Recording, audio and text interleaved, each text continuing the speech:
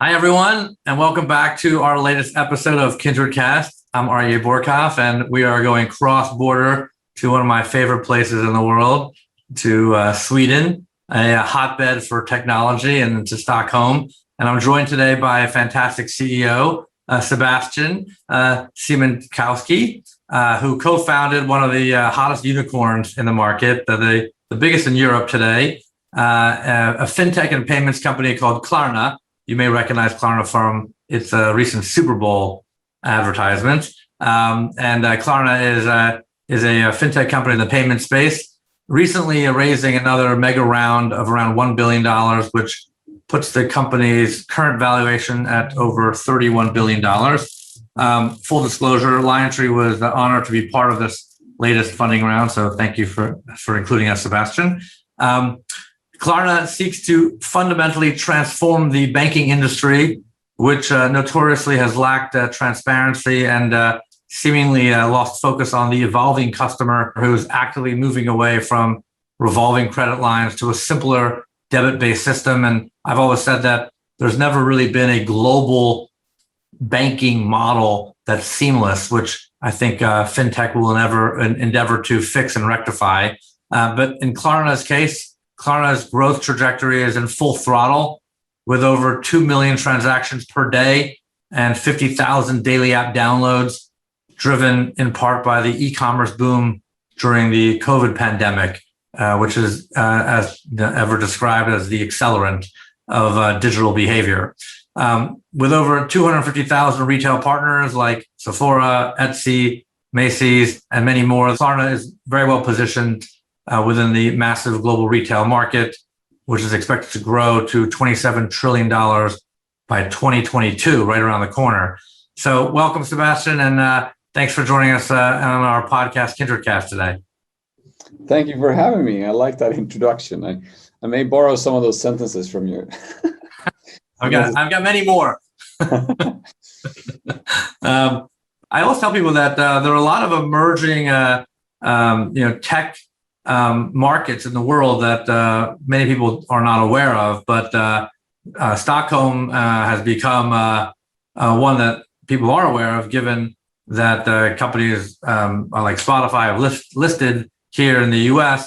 In direct listings. But what's made Sweden such an interesting place to do business? We have a lot of common friends like Henrik Lundqvist and Hans Vestberg that have moved to New York, and I've had the benefit of hanging out with over here, but we'll get you over here soon. But in the meantime, what's made Stockholm and Sweden such an interesting hotbed for tech?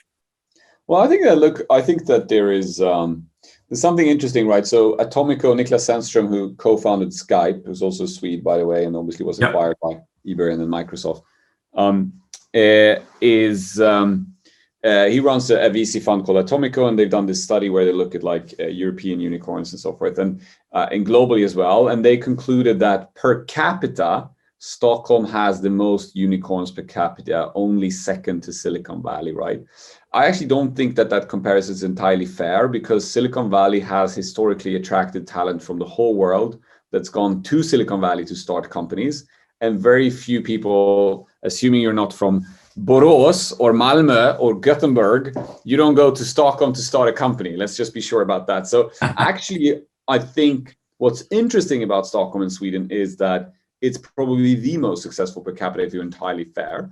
And if I ask myself why, at least I believe, and there's a lot of scientific studies to support this, is that US tend to present itself as the land of promise, and to some degree it definitely is. But actually, social mobility in Sweden is higher by research than in the US. And I think the reason for that is that it's a country where I actually, well, yes, I do pay high taxes, but I have had the benefit as an immigrant kid myself, with Polish parents coming from Poland, from communist Poland. I had free education and I had free healthcare. And I think it's a society that's built on the idea of giving everyone the prerequisites of being successful, but at the same point, a capitalistic system that allows you to actually explore success and build a business and so forth. So I think that is definitely a breeding ground for entrepreneurship. In addition to that, it was also a country that during the time I was growing up was quite forward-leaning, with Ericsson building networks. The internet penetration here was very high very early on. Broadband, was driven.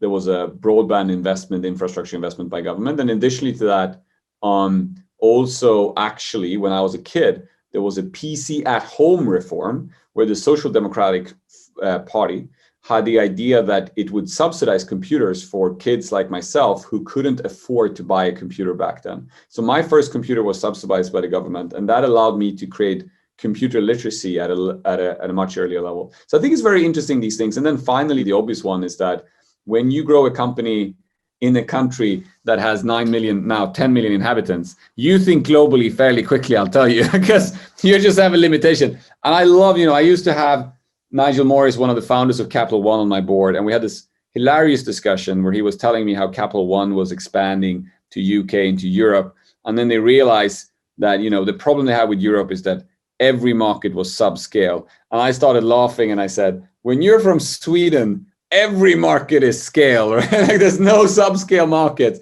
So I think that like the globalization, the internationalization, the idea of being able to truly provide a great global solution is kind of inherited in the DNA of Swedish businesses.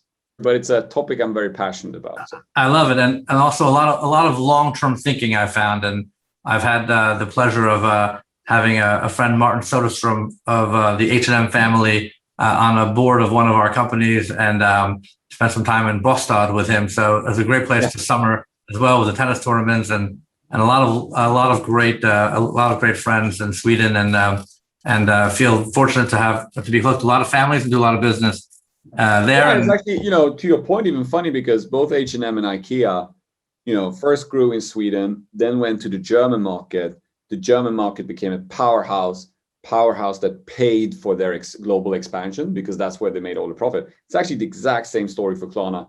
Klarna grew really well in Sweden, then finally established itself in Germany. Germany is still our largest market. We have 48 million users in the German-speaking markets.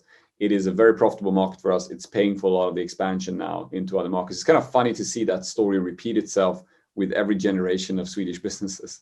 Yeah. So let's jump right into your model and set the stage for our audience a little bit. So Klarna's unique offering, let's go into it. It's called BNPL, which is the buy now, pay later model, right. And it's reimagined. So you're actually taking on the risk of the consumer as opposed to traditional retail banking. Can you explain to everyone what the BNPL model is reimagined for you? Sure.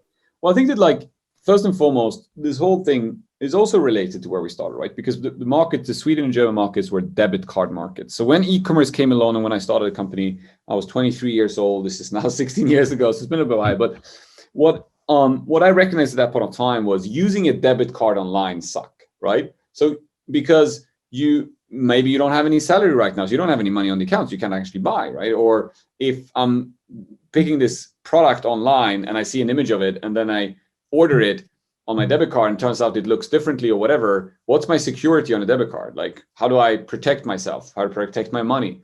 And what if I do a return? The merchant may process that return for 3 weeks. Like on a credit card, you don't really bother because it's just your balance. But on your debit card, it's like, hey, give me my money back. I need that to spend it elsewhere, right? So debit cards are subpar for online shopping.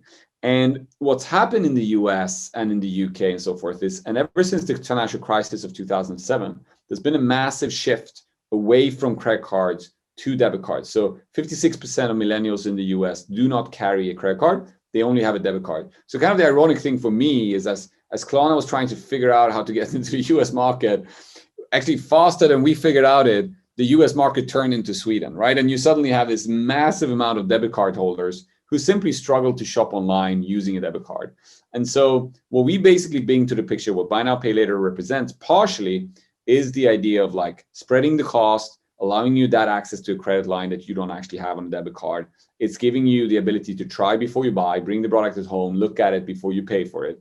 It's giving you the option it's giving you a higher sense of security and safety, right?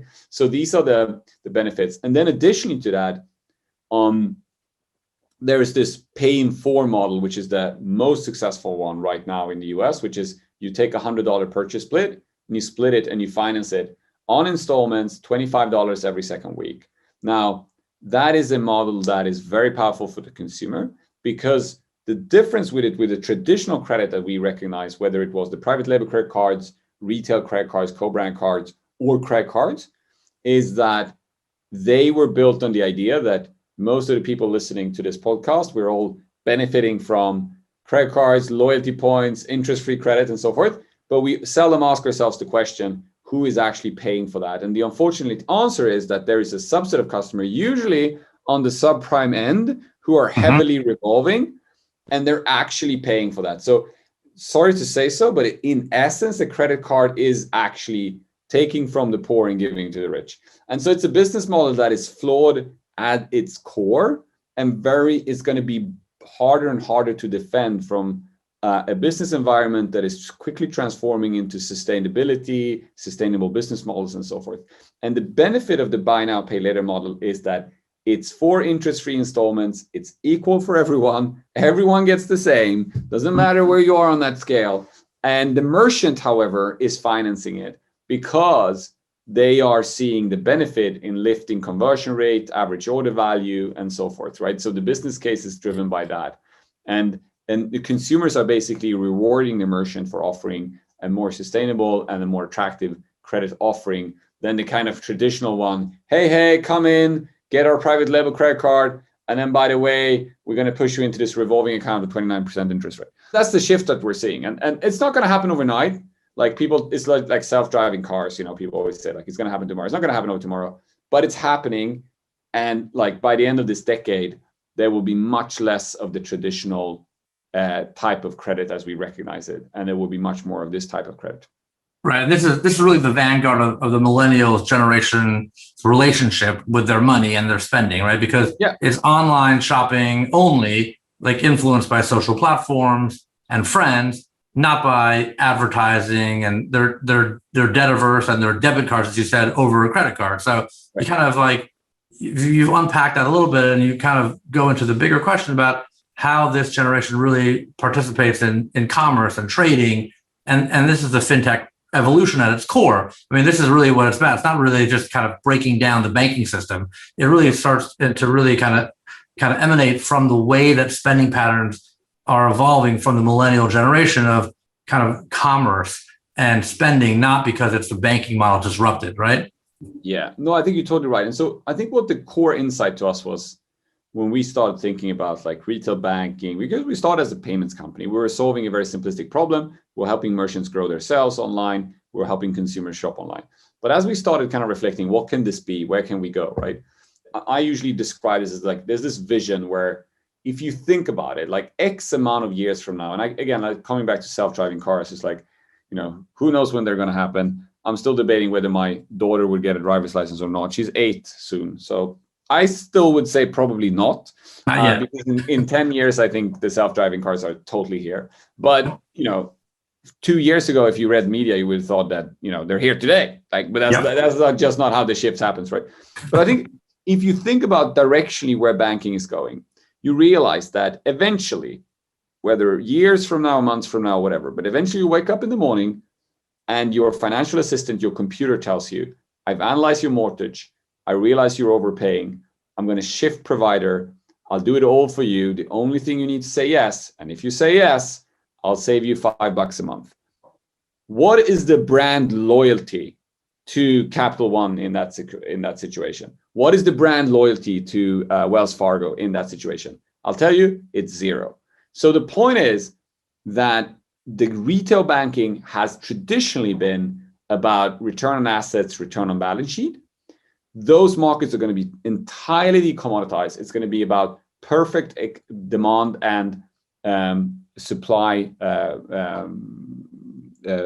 functioning marketplaces. So anyone will be paying basically what is affordable to them based on their credit profile. And what that insights told us is that the future of retail banking is not about return on assets or return on equity. It is about the data. It's about understanding the customer and truly serving the customer the best potential financial services and financial advice based on the insight of that customer's profile, right? So for you as a consumer, what can I do? How can I help you? How can I help you save time, save money? Which is kind of, in a way, quite nice to me because I'm a traditional person. And I'm like, wasn't that what the bank man was supposed to do for me? Wasn't I supposed to go into my local bank guy and he was supposed to like really care about me and like help me not have to worry about all that finance stuff? Like, what happened with that? I don't know. Yeah. And suddenly there's like these shrewd models with pension funds and all these things going through the system, and you're like, hey, what happened with that idea, right? Yeah. So it's going to come back. So it's not really about the brand as much anymore. It's about the data that the brand has to create the efficient marketplace, which is really an exchange, which is really about finance. And that brings me to answer your question, because what we didn't realize, so I said to myself, okay, so the future retail banking is the data and the insights and understanding of the customer. What does Klarna have that would allow us to win that game? Because that's going to be about big data processing, AI, understanding, and helping the consumers. What do we have? Well, who am I going to compete with? Well, I'm going to compete with, the big tech giants are always going to try. Apple, Google, like I get it. They're coming. There's going to be fintechs, Chime, Revolut, Square, whatever. And there's going to be banks. Like there will be, banks that will try to reinvent themselves. But why would Klarna have a significant position? We realize we have one thing that's extremely unique. That is, on every transaction Klarna process, we have SKU level data. We do understand that a customer is not only spending $100 at H&M. Capital One knows that as well. But we know what sweater you bought, what size, what color, the exact product, the exact digital receipt on all of our transactions.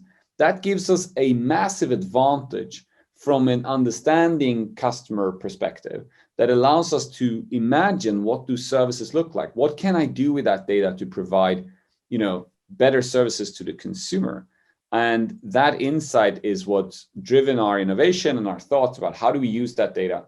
And how we're seeing that coming to fruition today already is when we work with retailers, is we're able to drive them new customers at a rate they've never seen before, more than just providing a payment method, because we identify on a very, very unique basis with understanding that customer spending across all categories. We can see and understand, and we can provide them new customers that are relevant for them. Sounds like it'd be a great partner for Walmart. Sounds like they have more SKUs than anybody in the country here. Yeah, exactly. And I think that the funny thing obviously is that as more as you go into kind of a big retailer like that has all the SKUs, they will always say, well, we should do this ourselves. We should do this and that and whatever, right? But the part is that the thing is that, outside of Amazon, there is a massive e-commerce market with more than 50%. And I actually heard, I don't know if it's true, but in 2020, it's the first year that Amazon lost market share. So even though it's growing at a rapid pace, the rest of the market is growing even faster. And I can tell you, we see that also because we see in our 250,000 retail portfolio, there's a massive amount of direct-to-consumer brands, Nike, Adidas. They're growing at a much faster rate than the retailers are. So the brands have actually figured out how to monetize efficiently online. And we're seeing a massive shift to where people are shopping directly from the brands as well. And that makes total sense to me, though, because 2020, the year of the pandemic, 2021, et cetera, that's when everyone became direct-to-consumer by necessity. Everyone had to go digital. Yeah. So that you lose your competitive edge by necessity. So that makes sense in terms of the market share shift becoming more democratic. Yeah, for sure. Yeah. So now you obviously starting in Sweden in terms of major operations. You're obviously now also in Germany, you can mention, where you operate an actual bank. You're in the UK. The US is going to become your biggest market soon. You're a global, hyper-paced, globally distributed company with $1 billion plus of revenue, moving very fast. COVID happens. What was that like as a CEO? Like bigger picture, Swedish based, how do you operate virtually in this kind of environment, raising capital? You have some of your peers going public. What lessons do you kind of take from that period of time going forward to this post-pandemic environment? What was that like kind of dealing with a tidal wave here, fast paced? Yeah, exactly. I think, look, well, first of all, from a private perspective, I used to spend 30% of my time on planes jumping around between Midwest US cities where retailers have their headquarters. So to me, personally, it's been a quite improvement in life. And I've been actually hanging out with my kids, which was quite nice. So I'm not complaining. with that said, obviously, when the crisis became evident to us, and it was actually a very fascinating situation because I was in Europe and Europe was going into lockdown. And I had actually my last US trip where I went over to the US, and US was literally a week after, mentally was a week after. So I was in this dinner with a couple of people from media and so forth. And we were sitting and they were like, what do you think is going to happen? You know, you heard this thing in Italy. Is it really going to like be anything? And I was like, guys, I was there a week ago. I know. I'm actually thinking a week from now, everything is locked down. Like, this is just like, and they were like, yeah.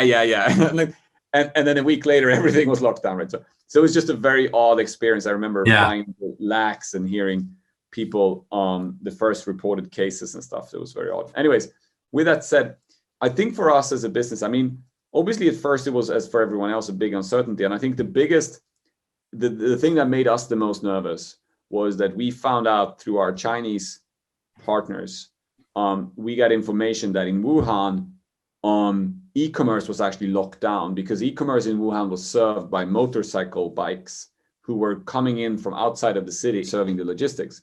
And that was locked down by the Chinese government. So that means that the whole e-commerce business was killed. The only thing that was still going on was grocery deliveries and so forth, right? Because that's what people needed.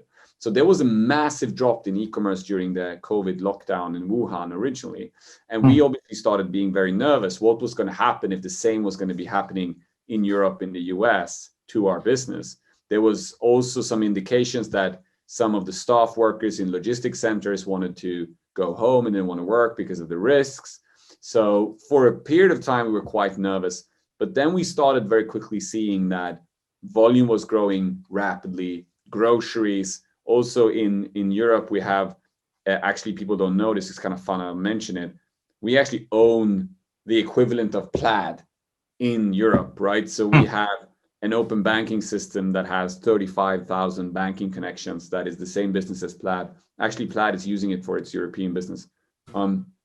So we also saw a massive increase in remittances, transfers. We started also very early on seeing money flows going into the Robin Hoods of the world, all the trading platforms and so forth. And so one thing that I've learned is that, like, you know, if there's anything you need, as a company needs in a storm, if you need something, the boat needs in a storm is a captain that holds steady in the steering and doesn't turn too quickly, right? So to me, it was all about like, let's have patience.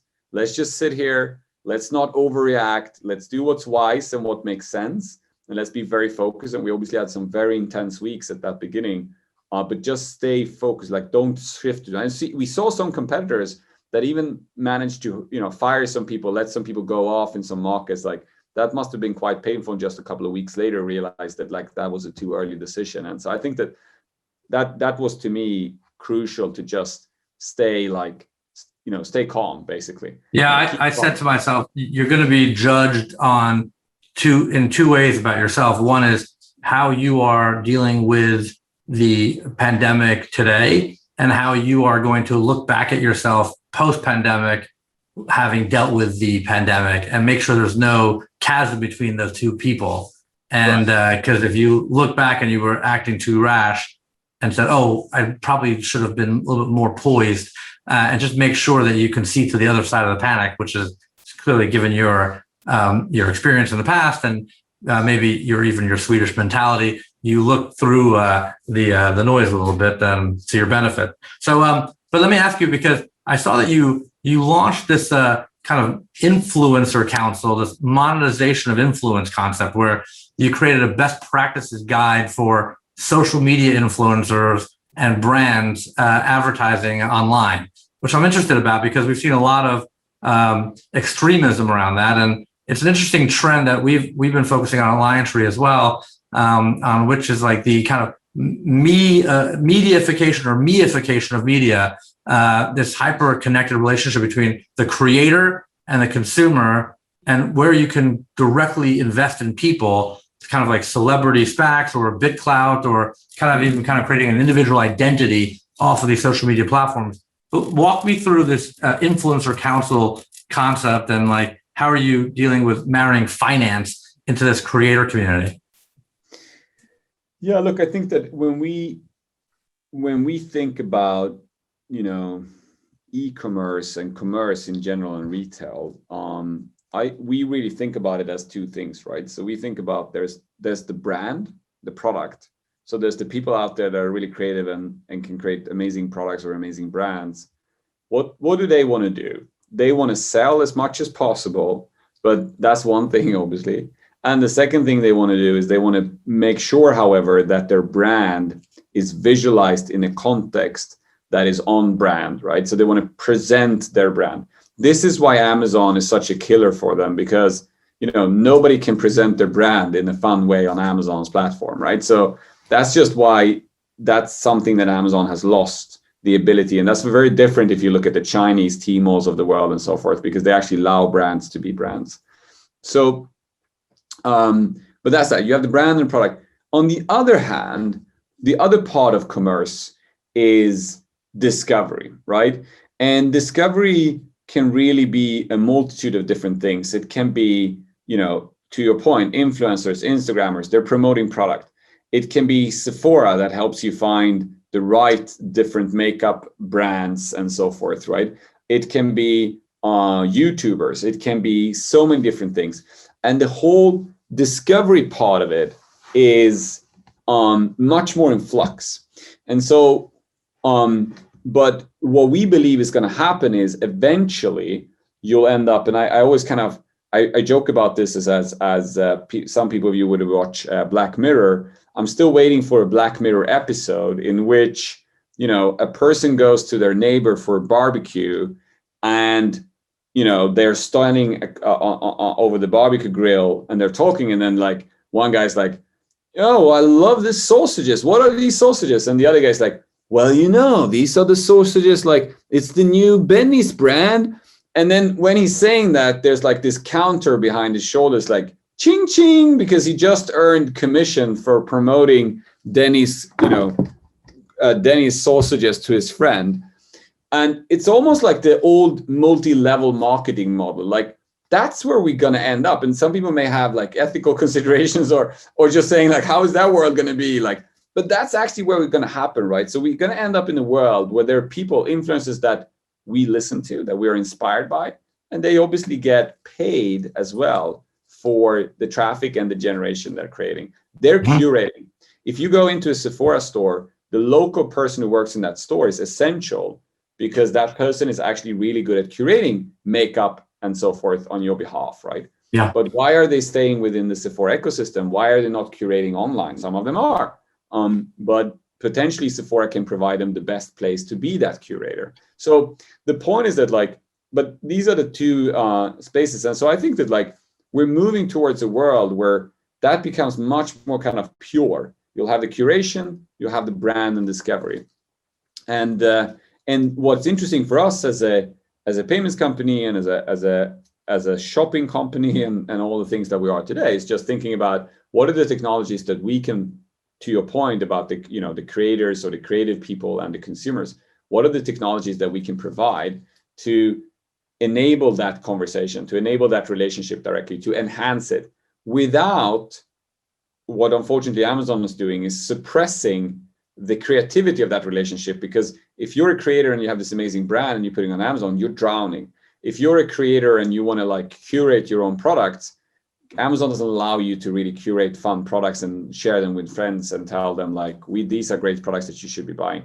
So they're not enabling that to happen, but we can enable that. We have wish lists in our app that allows anyone to go in and select any product online, be it an Amazon listed product or a product on Walmart or being a product on Sephora, and they can create an own list and share that list with friends. And so that's kind of our core mentality, is that those two are the positions that will exist, and whatever technologies, investments we can do to facilitate that relationship or enhance that relationship between the buyer and the seller, the curator and the brand and the actual consumer is just beneficial, right? So we're big fans of that. And I think a lot of companies are seeing that, but it's obviously a question of execution and finding models that actually work. Yeah, makes sense.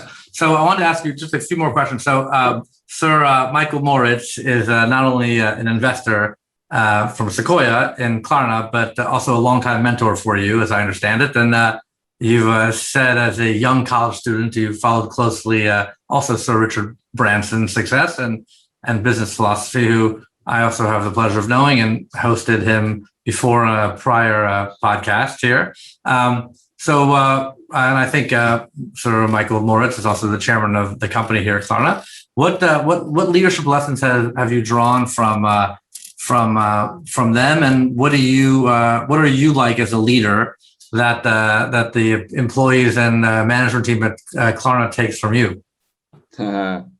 Well, look, I mean, obviously, Richard, I just read his book, right? So I don't know him that well. With Michael, I've been working with him now for 11 years, actually. So it's been quite a while. He's been on our board for that time. And look, I think, at least to me, I'm not going to tell you the too long story here, but I think very quickly, for me as a founder and a very product-oriented founder, I found it fairly easy to run the company up until about 100 people. After that, I struggled a hard time. So I had a very difficult time between 2010 and 15, because I felt that we as a company were slowing down. I felt we were adding employees, we were adding people, but we weren't necessarily adding throughput.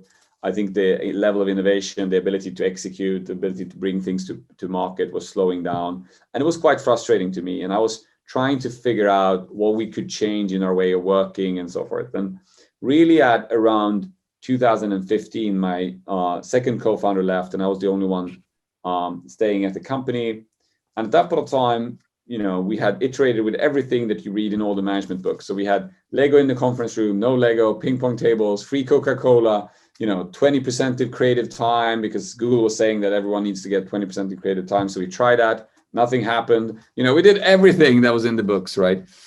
But then in around 16, 17, and 18, we started finally with a totally new management team. And this was a management team that had been brought up in the company. They had worked with Klarna for multiple years. They had kind of climbed the internal ladder. They had proven themselves. This was not externally recruited people. They were internally recruited people that I had put together as a new team. And we started figuring out our own operating model. We were heavily inspired by Amazon, by Netflix, the Toyota way. We looked at a lot of different inspirations to ourselves, and we formulated our own operating model. And it has totally revamped the speed and pace and the quality of execution of the company. So what, a lot of our investors, they ask us about, how is the P&L doing? What's your main KPIs? Et cetera. And this obviously are important. They're the scoreboard. It's like a soccer game, how many goals have you made? In the end, that's what makes you win the game. But obviously what I'm looking at is more what I call the internal momentum that basically represents, when I go around in the company, now I can't do it due to COVID, but before that, when I look around, like, how smart of decisions are we making? What's the pace of iterations? What's the pace of innovation? And what's the density of talent within the company? How many times do I stumble into somebody and get blown away by the quality of talent? Those are the things that I reflect on continuously. And what I've seen a very positive trend in regards to these things. I feel like we've figured a lot of that out in the last years. And it is very complex, because not only are we trying to build a tech company and grow globally, but we're building a bank. We have, capital adequacy to take into consideration. We have 20 jurisdictions. I'm interacting regularly with the UK regulator and the Swedish regulator and the German regulator and the US regulator. So it's a fun, very challenging exercise to try to scale it. I actually don't know if a bank has ever grown. I mean, we're growing now volume-wise almost close to 100%. We're almost doubling volume now on an annual basis. And doing that while at the same time being bank and providing regulated services in over 20 jurisdictions, it's a nice challenge for so I think that I'm very happy that we had figured out now a way for us to work. And I think as a leader, what I've really appreciated with Michael in that is that Michael, my impression, and obviously he should speak to this himself, but I feel that the way he has evaluated and supported me is he has had an unwavering support ever through my toughest days, when people were questioning Klarna, when it was hard to raise money, when we didn't have the momentum that we have currently. And I remember I always joke about this meeting in New York when I was sitting with an investor and they were asking me, so where are you from? Switzerland, did you say? Like, the classical Sweden, Switzerland. I'm not sure if that guy could place Sweden on the map. But the point being is that Michael, what I appreciate with him is very different as a board member. I think what Michael does is he looks at you and he asks himself, is this a person who's genuinely trying to do the best and is improving and learning and has the intellectual capacity and that speed of learning that's critical? And if that's the case, he just says, just go and do it. He's not going to ask you for unnecessary questions of reports of whatever. He's just going to say, do I trust this guy or not? If I trust him, let him be. Whenever he needs support, I'm going to give him support. When I've asked Michael to open doors, when I've asked him for thoughts on things, he's always supportive, he's always available. I'm quite amazed that somebody with his track record and background is still like picking up the phone whenever I call him about anything. And like, so that's pretty amazing.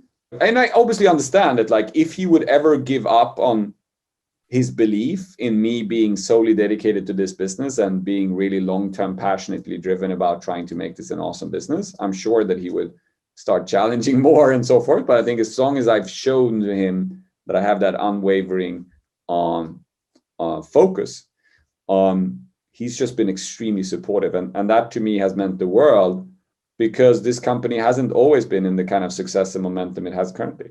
That's all you can ask for. And I think we all are after the same goal, which is to be the optimal version of ourselves, and then hopefully provide an environment for our people to do the same, right? And then the company can do the same thing in its structure as well. We happen to be in an environment for the financial services industry, which is going through massive change, not only for an industry, but even for governments, right? We have a Chinese digital currency being rolled out that now allows a currency from a government to be not just confined by borders, but to be global in nature, right? For a digital currency. So you have crypto, you have Bitcoin, you have government currencies becoming digital, and you have FinTech revolutionizing merchandising and brands. And so everything's evolving. And so you've been at it for a long time, but the next 15 years are going to be not only exciting, but incredibly challenging and one of massive adaptability. And so I think probably benefits you to be private for the foreseeable future, but certainly a lot of pressure to go public given the depth of the financial markets. So any closing words about what you have in store for the next 15 years, given all these different cross currents and exciting moments in time as we speak? Every day changes. I send a message which I should probably ask sometime whether investors really appreciate that message. But because my message for the future is the following, right? I believe, and I think that's partly the kind of belief in cryptocurrencies and so forth as well, is that, if you look at retail banking, if you look at these services, I mean, the credit card industry is like I don't know, I think last time McKinsey made an estimate, it's like an $8 trillion business or something. Like, let's just first and foremost all acknowledge that is not long-term sustainable. Like, this banking industry has been able to tax all global citizens for services that simply do not create that amount of value that it's taxing us for its services. So this industry will have to shrink. It will have to provide much more value to society and to consumers, and will have to do so at a much lower rate than it has been doing for the last decades. So I'm foreseeing a market shrinking, but I am foreseeing being a brutal force in contributing to that change. And I hope that at the point of time, our shareholders will be deeply rewarded for supporting us in driving that transformation, because I think Klarna will emerge out of that as one of the global retail banking and payments players that will have a considerably market share of what will be a smaller market, but still a very big market, because it's still going to be massive. And I think that's the thing that I'm trying to tell people, like, just so you know, we're here to drive value for consumers. And I think that as much as people are criticizing digital today and they're unhappy with Facebook, this and that or whatever, I still believe, I'm a big believer in internet. I believe that it's actually driving a lot of value for consumers, and I think it will continue to do so. And And I think that Klarna has an opportunity to be one of those companies that helps transform this industry into something healthier, better, and more customer friendly. And I think as part of doing that, we'll create massive amounts of value for our shareholders. But it will be a smaller market than it is today because it's overtaxing the society today. This is the definition of disruption, in my view, and you're talking about creating a lot of value for shareholders as well as consumers on a global scale. I was actually invited. There's 4 big retail banks in Sweden, right? So, and they obviously think about Klarna slightly different because to them we're really an existential threat. So one of the CEOs, Annika Falkengren, is an amazing female. She's not left, but she actually did something really cool. She said to me once, she was like, can you come and speak to my top 500 managers at the bank and tell them, like, how are you going to disrupt us? And I met with this massive bank. I came into this big auditorium, and there's 500 top managers in this bank, and I'm supposed to tell them for 30 minutes how I'm going to disrupt them. And it was very funny. I didn't feel in a very friendly environment, to be entirely fair. But my key message to them was like, look, there are 3 phases of this. The first phase was simply the digitalization. You guys were not offering your services in a digital attractive way because you had underinvested in the digital experience. So the first opportunity was the disruption and creating better user experiences in a digital format. That's number 1. Number 2, however, is the disruption of your business models, because some of your business models are unhealthy and they need to be changed, as I previously described, credit cards versus buy now, pay later. But the third one that people tend to forget is cost efficiency. If you look at the big retail banks today and you look at their total investments in IT, they are massive. I mean, this is another thing that people in the US are unaware of. Klarna is a Chime. We have 500,000 after just 2 years. We have 500,000 credit card holders, debit card holders that are active. We have core banking services, salary accounts. We offer a lot of banking services in the European market, but we're offering that at a fraction of the cost of the big retail banks, and systems that are more modern, more sustainable. They're cloud-based. They are, much cheaper, but they're offering a much higher quality service to our consumers. So actually, at the end of this, it won't anymore be only about better digital experience and new business models. It will also be a cost play. It will simply be more efficiently built banking infrastructures that are lower, and that's what's creating another additional competitive element to this versus the traditional retail banks. Amazing. I love it. Sebastian, you did a great job in that auditorium, and a great job for the podcast. So thank you so much. I look forward to tracking all the progress and being with you every step of the way, and love to be part of this disruption of the financial services community for the benefit of value creation. So thanks very much for joining us, and appreciate it. And we'll have a drink together soon, hopefully. I hope so too. Thank you very much, Aryeh. I appreciate it as well. Thank you for having me. My pleasure. I'll see you soon.